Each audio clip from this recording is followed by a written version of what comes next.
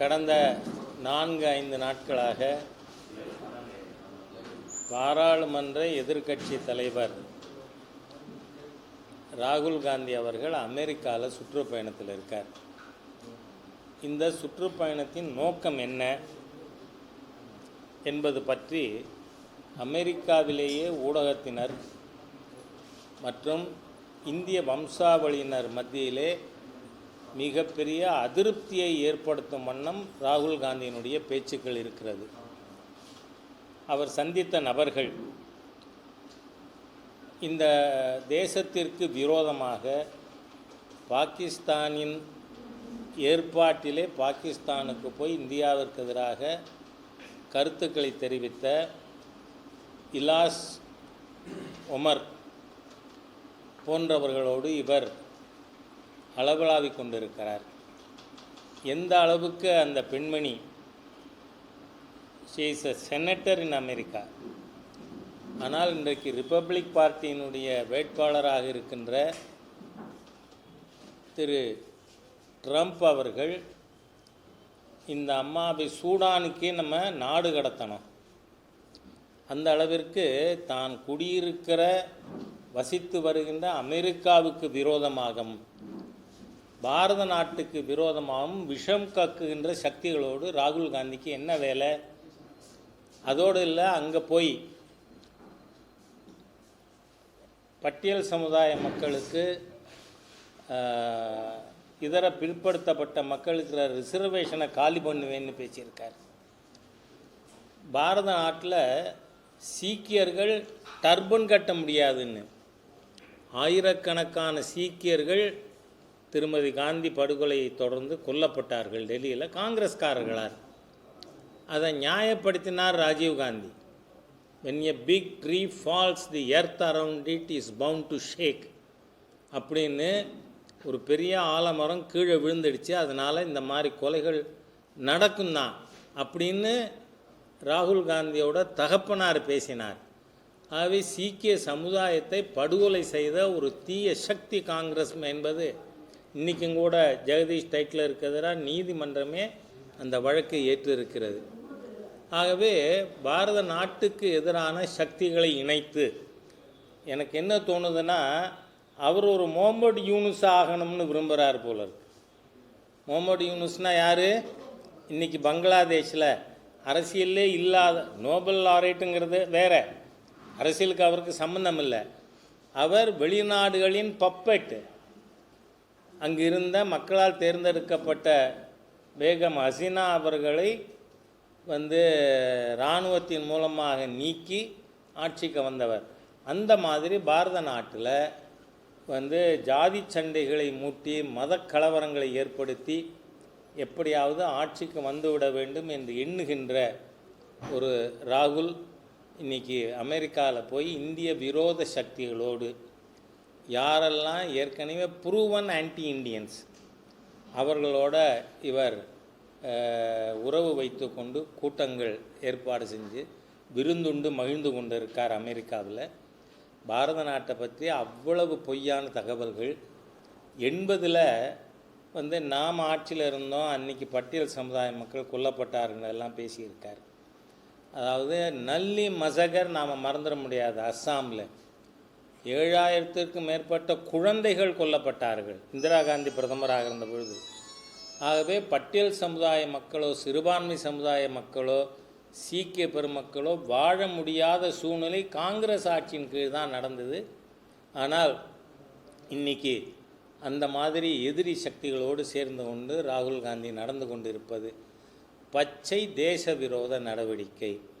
இவர் தன்னை பாராளுமன்ற எதிர்க்கட்சி தலைவருங்கிறத தப்பாக புரிஞ்சுக்கிட்டு எப்படியோ 543க்கு 99ங்கிறது டிஸ்டிங்ஷன் வாங்கினது மாதிரியாக பேசிட்டு திரியிற மாதிரி பாராளுமன்றத்தில் எதிர்க்கட்சி தலைவர்னால் தேசத்துக்கே எதிரியா, இந்த தேசத்தின் எதிரி தலைவர்ங்கிறது மாதிரியாக ராகுல் செயல்பட்டு கொண்டிருப்பது வன்மையாக கண்டிக்கத்தக்கது. இங்கே தமிழகத்தில் ஏற்கனவே நான் இது பற்றி பேசியிருக்கேன்.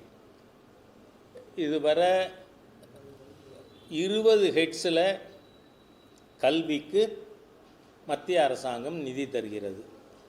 அதில் ஒரு ஹெட்டு தான் பிஎம் ஸ்ரீ பள்ளிகள்.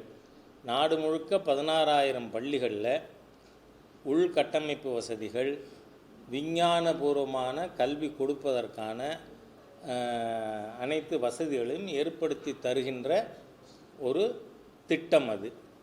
அந்த திட்டத்தில் 4,000 கோடிக்கு மேல் தமிழ்நாட்டுக்கு வரணும்.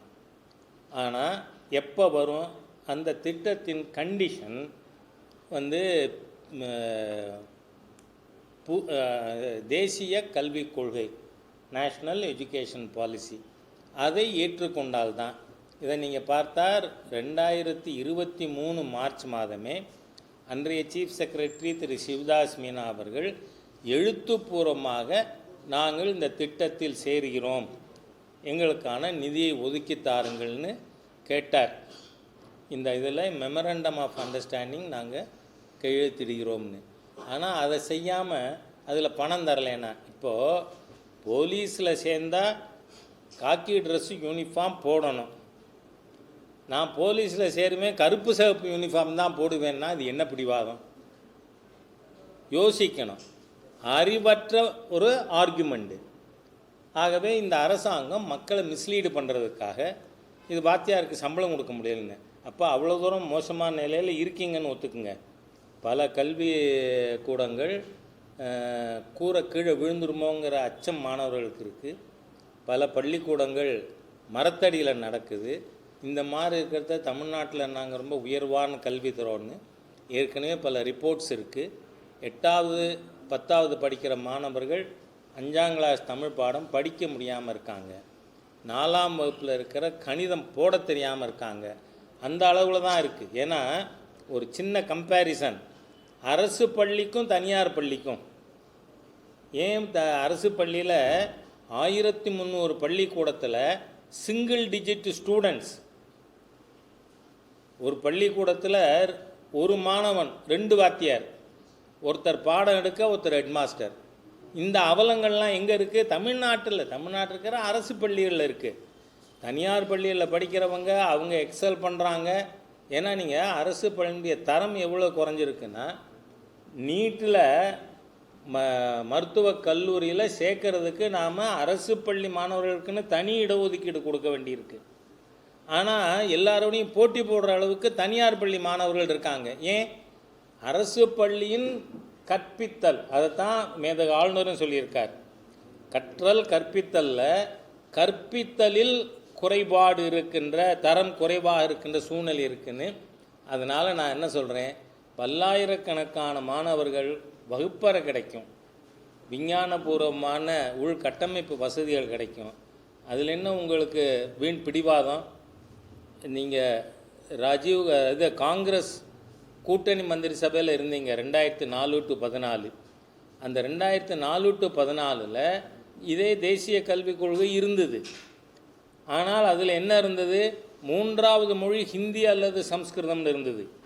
ஆனால் மாண்புமிகு பிரதமர் மோடி அவர்கள் பொறுப்புக்கு வந்த பிறகு தான் திரு கஸ்தூரி ரங்கன் தலைமையில் ஒரு கமிட்டி போட்டு இந்த 3வது மொழிங்கிறது any one of the Indian languages, அது கர்நாடகா பார்டரில் இருக்கவங்க தெலுங்கு படிக்கலாம், கேரளா பார்டரில் இருக்கவங்க மலையாளம் படிக்கலாம், கர்நாடகா பார்டரில் இருக்கவங்க கன்னடம் படிக்கலாம். Any one of the Indian லாங்குவேஜ்னால் இந்த மகேஷ் பொய்யா மொழியா பொய்யும் மொழியா? அவருக்கு என்ன வந்தது? முதலமைச்சருக்கு என்ன வந்ததுன்னு கேட்குறேன்னா, ஏன்னா நான் தெளிவாக இப்போ சென்னை 1 மாத்திரம் மாடலுக்கு எடுத்துப்போன்னு சொல்லியிருக்கேன். 200 கார்ப்பரேட்டரில் திமுக, விசிக, காங்கிரஸ், மதிமுக கார்ப்பரேட்டரோட குழந்தைகள் எதெல்லாம் கருணாநிதி பாடத்திட்டத்தில் படிக்குது, எதெல்லாம் சிபிஎஸ்சியில் படிக்குது. மகேஷ் பொய்யாமொழி குடும்பத்துக்கு மும்மொழி வேணும், ஆனால் தமிழ்நாட்டுக்கு மும்மொழி வேண்டாமா? நீங்கள் எல்லாரும் ஒன்று தலைவர்கள். நான் ஏற்கனவே 40 பள்ளிக்கூடங்கள் பட்டியலே வெளியிட்டிருந்தேன் 4 years பேக். இவங்க திமுக தலைவர்கள் நடத்துகிற சிபிஎஸ்சி பள்ளிக்கூடங்கள். உங்களுக்கு வியாபாரத்துக்கு ஹிந்தி வேணும், சம்ஸ்கிருதம் வேணும். உங்கள் குழந்தைகள் படிக்கிறதுக்கு ஹிந்தி வேணும், சம்ஸ்கிருதம் வேணும். ஆனால் இந்த ஏழை எளிய விவசாயி தொழிலாளி தமிழன் குழந்தை படிக்கக்கூடாதா? அது எப்படி திணிப்பாகும்? ஆப்ஷனல் தானே, any one of the Indian languages. ஆகவே உங்களுடைய தகுடு தத்தம் நிச்சயமாக மந்திரிகள் வீட்டு வாசலில் உண்ணாவிரதம் இருக்க வேண்டி வந்துடும், போராட்டம் நடத்த வேண்டி வந்துடும். உங்கள் குழந்தைகள்லாம் நீங்கள் அவர் கருணாநிதி பள்ளிக்கூடம் என்ன பள்ளிக்கூடம்? சமச்சீர் கல்வி. திமுக இருக்க எல்லா தலைவர்கள் குழந்தையும் சமச்சீர் கல்வி பள்ளிக்கூடத்தில் சேர்க்கணும். இல்லைன்னா சிபிஎஸ்சி பள்ளிக்கூடத்திலேருந்து குழந்தைகளை விட்ரா பண்ணி சேருன்னு போராட்டம் நடத்த வேண்டி வரும். இந்த மொழி கொள்கையில் வேஷம் இனி திமுக போட முடியாது, அனுமதிக்க மாட்டோம். உங்களுடைய பொய் புழுகு இதை நம்ம அனுமதிக்க முடியாது. மக்களை ஏமாற்று பேர் வழிகள் திராவிட இயக்கத்தினர். ஆகவே இந்த திராவிட இயக்கத்தினருடைய ஏமாற்று வேலையை we will call their bluff.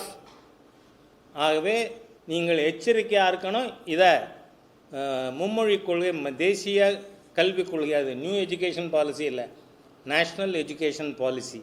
ஏற்கனவே 85 ராஜீவ் காந்தி ஆரம்பித்தது தான். ஆகவே அந்த கொள்கையில் நீங்கள் வச்சுருந்த வரைக்கும் நீங்கள் 10 வருஷம் எனக்கு இந்த மினிஸ்ட்ரி கொடு அந்த மினிஸ்ட்ரி கொடுன்னு 2G ஊழல் வர பண்ணின அந்த ஆட்சியில் ஹிந்தி சம்ஸ்கிருதம் இருந்தது. ஆனால் இப்போ any one of the Indian லாங்குவேஜஸ்ன்னு சொல்லியிருக்கோம். ஆகவே இதை நீங்கள் எதிர்த்தால் அன்றைக்கி மாதிரி இல்லை பிஜேபி. இப்போ we know how to fight these hypocritic forces. மக்களை ஏமாற்று பேர் வழிகள் திமுக கூட்டத்தை எதுக்க பிஜேபிக்கு தெரியும். அதனால் to what you have already assured. Thiru Sivadas Meena அவர்கள் எழுதிய கடிதத்தில் இருக்கிறத ஃபாலோ பண்ணுங்கள். மறுநாள் காலையில் பணம் வந்துடும்.